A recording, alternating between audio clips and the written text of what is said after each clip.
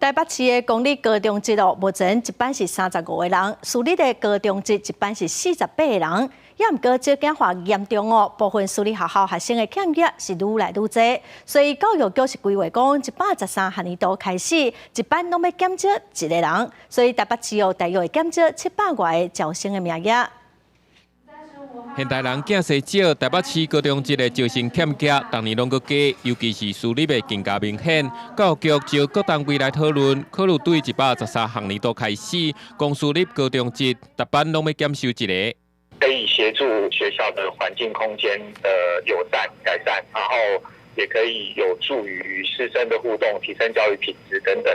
台北市公立高中节逐班要对35降到34人，私立的对48降到47人。那照目前国校的状况来算，建中得减少23人，拜鲁减20人，成功高中减21人，全市得减少700个。成功高中的校长是指出，多数教育人员拢赞同减少一班的学生数，那加减班来相比，对学生甲家长的冲击减少嘛会较小。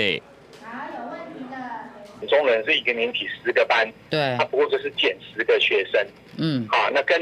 减一个班35个学生比起来，那个压力是舒缓许多。今仔伫咧新北市每年维持公立高中节一班35个，私立的37个。新庄高中的校长谢金城讲，新北的高中节校长最近嘛有咧建议，每一班的学生数爱逐年拢来降。